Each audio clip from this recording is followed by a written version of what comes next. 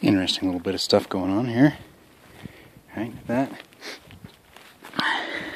I'm positive that's a sled runner, right, for like a child's sled, which if it was used for children is only the 4th time I've ever found personal evidence of children up here. So that's actually very exciting to me. That's maybe living, breathing proof that children were up and around. Riveted construction, sharpened rails, something was bound together.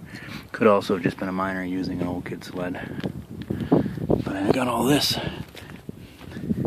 And maybe somebody can correct me if I'm wrong, but I think that's Model A or Model T, I think. Fenders. Okay. Leather belting still survived.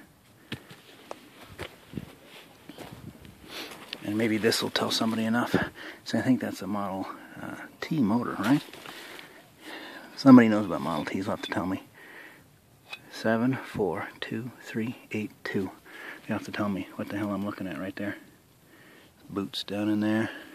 Right, there's where the front springs hung from it. Parts have been torched off here.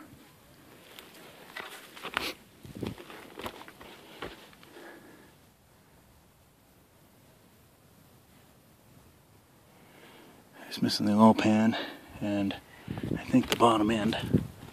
No. Now the rod caps have been removed.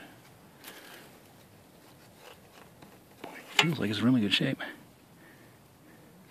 My great-grandfather used to tell me a story, the Depression era, on the farm, South Dakota, dryland wheat farm, and they were so poor they couldn't afford to fix these things, and so they would use rawhide.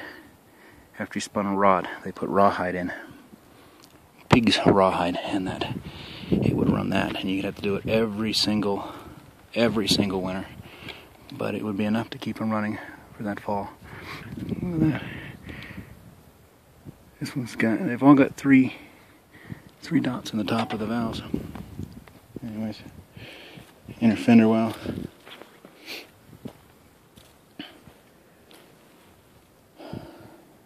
Fold up bed.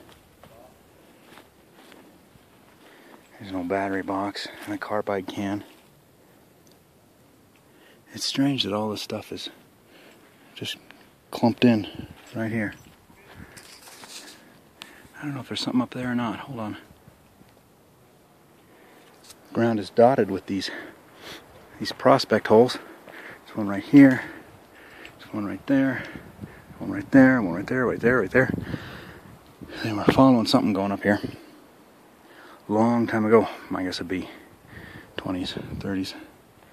Fairly long time ago. The last thing I think this was mined up here in any sort of appreciable way was the 1930s. Early 30s. Most of those 20s.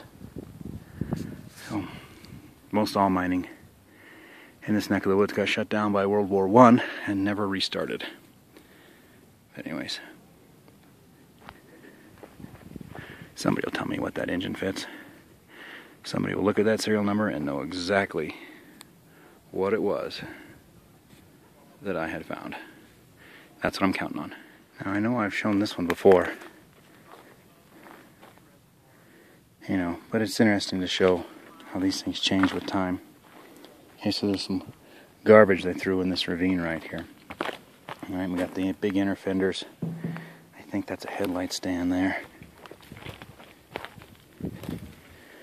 I've always found these very, very interesting.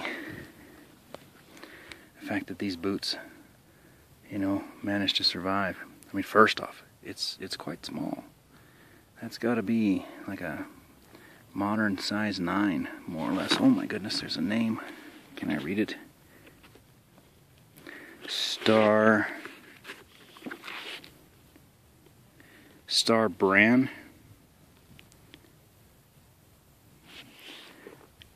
Star brand. That's all I can read. I don't know if it was going to say brand or what the deal was, but I might have to go home and Google Star brand boots and see what comes up.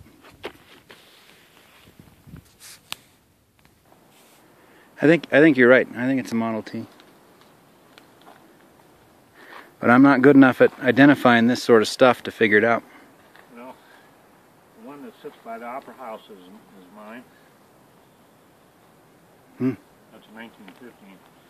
It's the only one that I've seen that has this handle on it. And there's not enough here for me to be able to tell what this is.